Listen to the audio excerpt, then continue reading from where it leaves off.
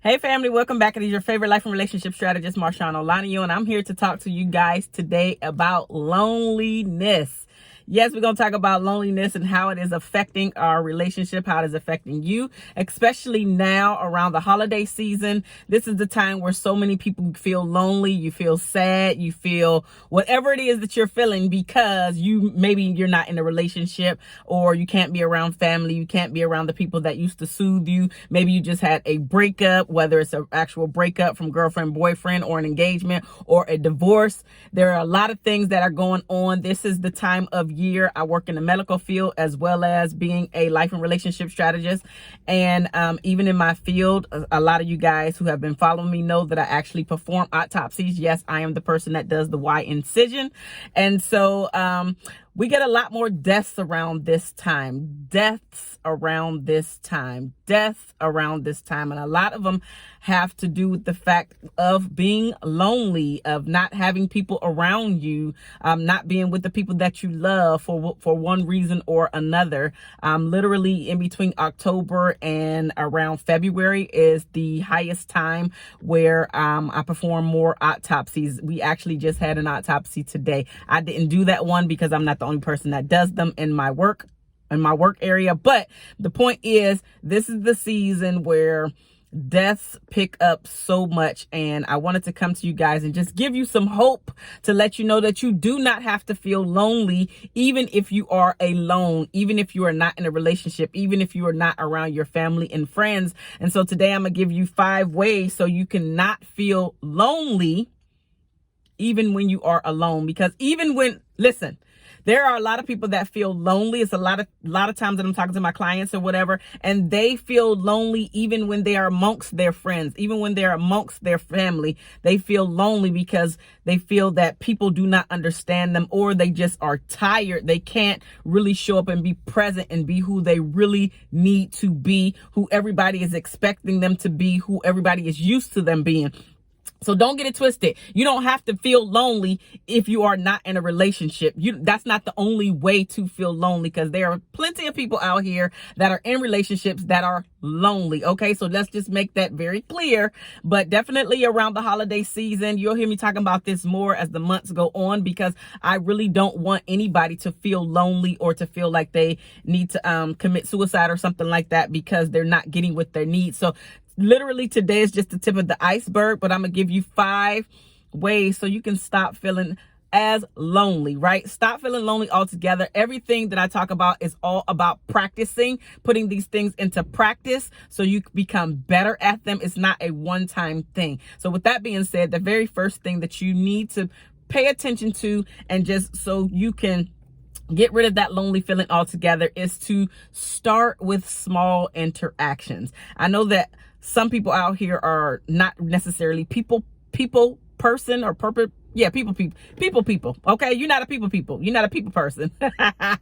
Anyway, I'm getting tongue tied. So with that being said, start with small interactions. Like when you are in the store and you are buying your groceries, or you are in the store and you're buying gifts to send away or whatever, right? Ask the sales clerk, ask the person at the register who's ringing you up, how are you doing today? Like literally, I know that, we already in these hustle and bustle and very busy and doing X, Y, and Z, and we have our life to live and everything. But if you are feeling lonely, literally take the time out to see how somebody's day is going, and not just the, how are you doing? And you moving all around. Like literally take a moment to stop and look that person in the eye and really find out how they're actually doing.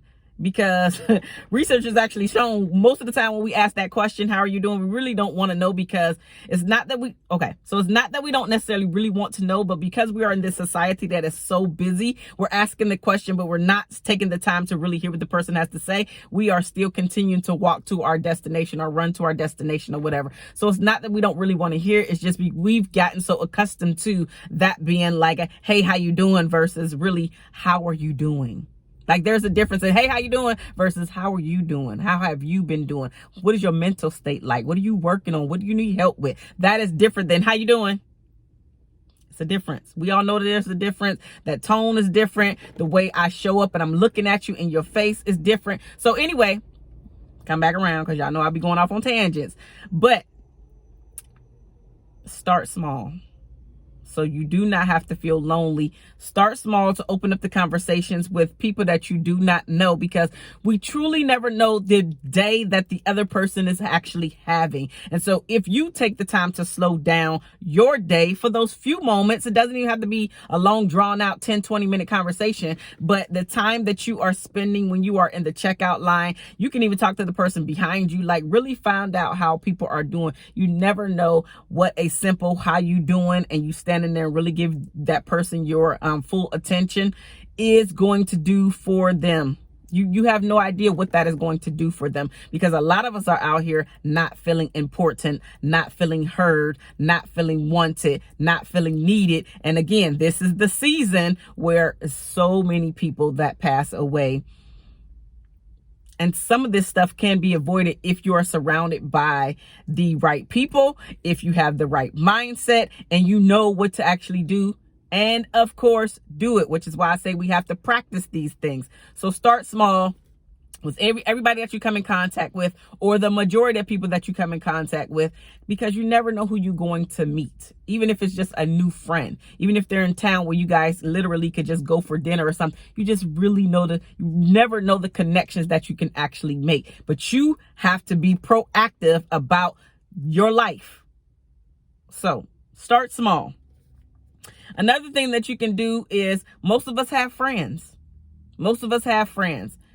Hang out with like-minded people, because those like-minded people are going to get you to open up, to laugh, to see the brighter side, to actually enjoy your day, enjoy your time, where you're not sitting at the house moping on your couch in your pajamas. Am I saying that that's a bad thing every day? No, because sometimes we need to just veg out. However, if you are in that lonely state, being alone is the worst thing that you can actually do for yourself, because then your mind starts to play tricks on you, and you have all these stories that you're telling yourself about why you are lonely, why you are alone, why nobody has invited you to go to X. Listen, every time, well, the majority of the time that somebody have invited me somewhere and I did not want to go, especially when I was single and just, when nobody was around, the majority of the time I got dressed to go, I had a wonderful time, and I was always happy that I went, even if what we were doing wasn't the best. But to be in like-minded company where we can actually talk about different things, and I'm not in my head or feeling lonely or feeling sad or feeling bad or woe is me.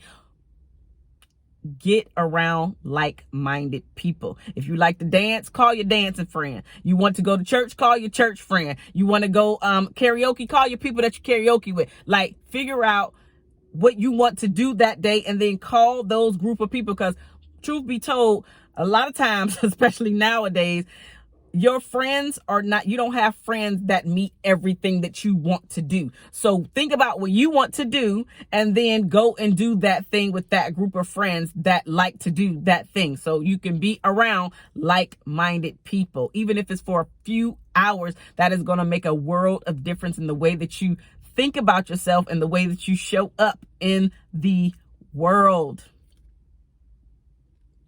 Hang around some like-minded people so you can get off of yourself. And if you are feeling in the vegetative state, point number 3, get online. Like, get online in groups where you can actually let down your hair and be who you are. It doesn't have to be on your page, right? But you are in some groups, and I'm gonna bring up Facebook because Facebooks have a lot of groups. There are a lot of groups where you can hang out with like-minded people online instead of being in person. You can be in your pajamas, drinking your wine, drinking your cocoa, drinking your coffee, whatever it is that you drink, tea, whatever, right? You can sit there, drink, but you're still engaging with people. And if there's something that you really want to talk about, I just found this forum site that I had no idea about, but it's called the ReachOut Forums. The ReachOut Forums, and I'll put that down in the description box below. The ReachOut Forums, this is basically a place where if you're feeling suicidal, if you're feeling like woe is me, if you're feeling like nobody loves me, whatever, this particular group of forums are with people that have been in your situation before, and so they're able to support you in the way that you need to be supported in that moment. Again, it's called the ReachOut Forums. The ReachOut Forum. So get online and get with like-minded people that are online for whatever reason. You can't go out, you just don't feel like it, but you want to be connected to people. There is still a way to get connected to other people so you don't feel alone.